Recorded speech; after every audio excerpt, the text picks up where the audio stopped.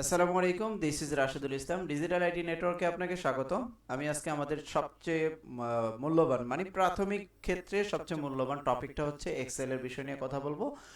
ফার্স্টে আমি ওয়ার্ডের যে টিউটোরিয়ালগুলো দিয়েছি একসাথে 6টা পর্ব, 6টা পর্বতে মোটামুটি একটা ধারণা যেটা প্রাইমারি লেভেল, সেই লেভেলটা আমি ভিডিও বানিয়েছিলাম। সেটাতে আশা করি আমার বন্ধুরা, আমার ভিউয়ার্সরা আমাকে মানে সাড়া দিয়েছেন, এবং ইন্ডিয়া থেকেও আমি অনেক সাড়া পেয়েছি যে খুবই ভালো হয়েছে। তো সেই ক্ষেত্রে আমি এবার তার পরিপ্রেক্ষিতে যেহেতু ভালো হয়েছে, তো এবার এক্সেল নিয়ে কাজ করি, এক্সেল নিয়ে আপনাদেরকে একটু ধারণা দেই, যার কারণে আমি এবার এক্সেল নিয়ে ভিডিও করছি। তো আমি সর্বপ্রথম বলে রাখছি যে আমি হয়তো বিভিন্ন ভিডিও বানাবো না এই ধরনের, না যে accounts related, financial, attendance sheet, তারপরে হাজিরা শিট, বা আপনার যে স্কুলের যে মানে আপনি যে প্রেজেন্ট করেন সেই প্রেজেন্টের যে অ্যাটেন্ডেন্স শিটগুলো, তারপরে স্যালারি শিটগুলো আছে, বিদ্যুৎ বিলের কিছু শিটগুলো আছে, এগুলো শিটগুলো নিয়ে তো সবাই অনেক ভিডিও পাবেন, বাট এগুলো কিভাবে তৈরি করে প্রাথমিক লেভেলটা সেটা হয়তো অনেকে দেয় না। তো সেই বিষয়গুলো আমি আজকে দেখাবো। আশা করি ভিডিওগুলোর প্রত্যেকটা পর্ব দেখলে আপনারা এক্সেলের প্রাইমারি লেভেলের যে ধারণা সেটা পেয়ে যাবেন, এটা খুবই সিম্পল এবং সহজভাবে। তো ফার্স্টে আমি এক্সেলের প্রাথমিক যে ধারণাগুলো সেটা অনেকেই জানে না, বা মানে অনেকে ভিডিওতে তুলে ধরে না, তাই আমি বলে দিচ্ছি। সেটা হচ্ছে, দেখেন, আপনি যখন এক্সেল মাইক্রোসফট ওয়ার্ডের পরে যে এক্সেল অথবা পাওয়ার পয়েন্ট যেগুলো আছে এগুলো মাইক্রোসফটের প্রোডাক্ট।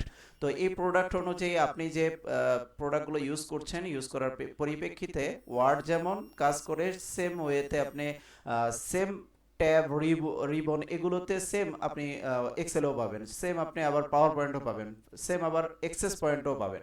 তো এই বিষয়গুলো সেম থাকে সবগুলো, এই যে এই ট্যাবগুলো, এই যে এই ট্যাবগুলো আছে যেগুলো, এগুলো সব সেম থাকে। দেখা যায় কিছু 19-20 বা 18-19 পার্থক্য থাকে। তো এগুলো আমি তুলে ধরবো। দেখেন, এক্সেলের সর্বপ্রথম একটা প্রাথমিক ধারণা সেটা হচ্ছে, দেখেন এক্সেলের সেল কয়টা, এগুলো হচ্ছে সেল, এটা হচ্ছে সেল, এগুলো একটা একটা করে সেল বলে। তো প্রত্যেকটা সেল কিন্তু একটা র, একটা কলাম হিসেবে ধরা হয়, যে পুরোটা একটা কলাম আর এদিকে একটা র, এগুলো র বলা হয়, এগুলোকে কলাম বলা হয়।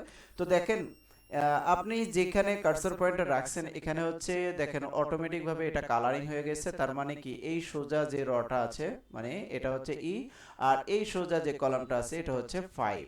তো E5 এ অটোমেটিক এখানে শো করছে, তার মানে আপনার সেল, আপনি যে কার্সর পয়েন্টে আছেন ওখানে হচ্ছে E5 এ আছেন। সেম আপনাকে, এটা হচ্ছে প্রাথমিক ধারণা, যে আপনি যখন কোনো এক্সেলের কাজ করতে যাবেন মাথায় রাখবেন এটা, যে আপনি যেই সেলে কাজ করবেন ওই সেলটা মানে র কলাম কোনটাকে ধরেছে, যেমন এটা এল ধরেছে, ওটা 9 ধরেছে, এরকম করে 18 ধরেছে, ওটা হচ্ছে 5 ধরেছে, সরি এফ ধরেছে। আর এখানে হচ্ছে আপনি ফর্মুলা মানে যেই মানে সূত্র বা ফর্মুলা বলে থাকে যেগুলো ইউজ করা হয় সেগুলো এখানে বসিয়ে নিতে পারবেন, অথবা আপনি এখানেও লিখতে পারবেন সেলের মধ্যে। আর আরেকটা জিনিস জানিয়ে রাখি, এক্সেলে কিন্তু অটোমেটিক সবকিছু দেওয়াই থাকে, বাট জাস্ট আপনি তাকে পদ দেখাই দিলেন। ধরেন শনি রবি, আপনি শনিবার লিখছেন মানে স্যাটারডে লিখছেন, তো লেখার পরে রবিবার যে লিখতে হবে, যখন রবিবার লিখবেন তখন এক্সেল বুঝবে যে এটা হচ্ছে উইক, যে নামগুলো সেই নাম চাচ্ছে, তখন অটোমেটিক যখন আপনি কার্সার পয়েন্টটাকে যখন এরকম করে নিয়ে আসবেন তখন কিন্তু পুরোটাই চলে আসবে। এটা কিন্তু এক্সেলের ধারণা। যেমন আপনি যদি 1-2 লেখেন তাহলে সে বুঝবে যে আপনি গণনা করতে চাচ্ছেন 1-2, তো 1-2 এর পরে আপনি আর লিখতে হবে না, টান দিবেন, দেখবেন 100 পর্যন্ত আপনি যত চাচ্ছেন চলে আসবে। তো এগুলো এক্সেলের অটোমেটিক করা থাকে। তারপরে আপনি যদি ডেট বসাতে চান তো সেম ডেটটাও এরকম ভাবে যখন ডেট বসাবেন, ধরেন আপনি 3/12/2024 এটা দিলাম না, এটা দেখেন, এটা কিন্তু এই যে এখানে আপনার এই সেলে যখন আপনি ক্লিক করছেন, দেখেন এখানে কিন্তু 3/12/2024 মানে একটা ডেট, এটা আমরা সবাই বুঝি একটা ডেট। আর যখন এখানে যাব, যখন আরেকটা কার্সর পয়েন্ট আরেক জায়গায় ক্লিক করি আরেকটা সেলে, তখন দেখেন এই যে জেনারেল আছে, বাট যখন এই যে এই তারিখের সেলে আমি মানে কার্সর পয়েন্টটা দিলাম তখন দেখেন ডেট অটোমেটিক চলে আসছে।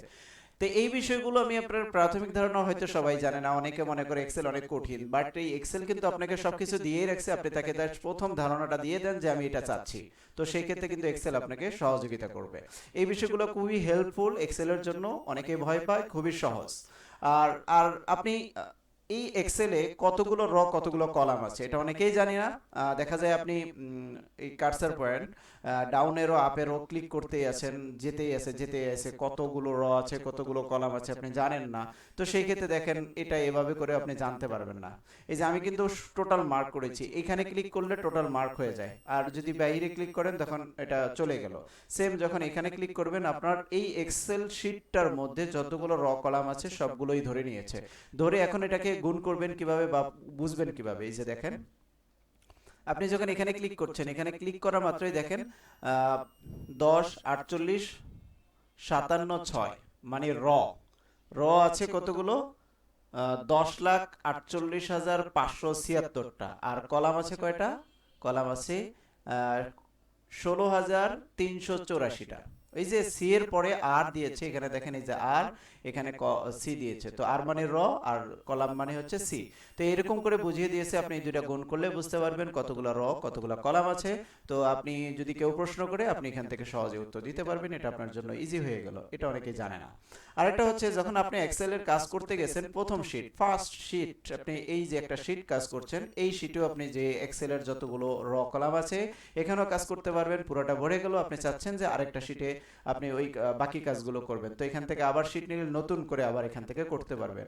আবার ওই শিট থেকে যদি কোনো কিছু কপি করে আনতে চান, ওটা ওটা পুরোটাই একটা কপি করে কন্ট্রোল সি দিয়ে পরের শিটে গিয়ে আপনি পেস্ট করতে পারবেন, পরের শিটে এরকম করে শিট আরো বানাতে পারবেন। এখানে 3টা শিট আছে, আপনি চাইলে যে এখানে ক্লিক করবেন চতুর্থ শিট চলে আসলো, এখানে ক্লিক করবেন পঞ্চম শিট আসবে, এখানে ক্লিক করবেন ষষ্ঠ, এরকম করে আপনি চাইলে আপনি ক্লিক করে নিতে পারবেন।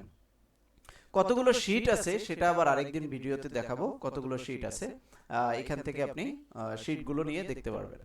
আচ্ছা, এই বিষয়গুলো গেল প্রাথমিক বিষয়। এরপরে আসি আমরা ট্যাব রিবন। যে আরেকটা বিষয় জানিয়ে রাখি, এটা কি দেখেন, এটা হচ্ছে নরমাল সাইজ। তো আমরা যখন এই যে কাজ করতেছি তখন কিন্তু এখানেই থাকে অটোমেটিক ভাবে বাই ডিফল্ট, মানে আপনি যখন এক্সেল ওপেন করেন তখন কিন্তু সর্বপ্রথম শো করে এই যে নরমাল।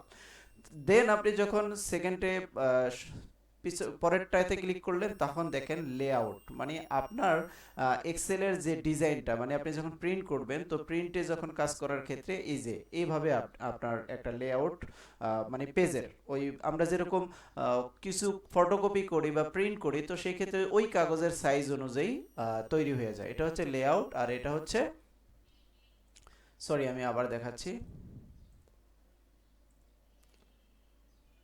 এটা লেআউট গেল, আর এটা হচ্ছে page break view. Do not show this dialog again.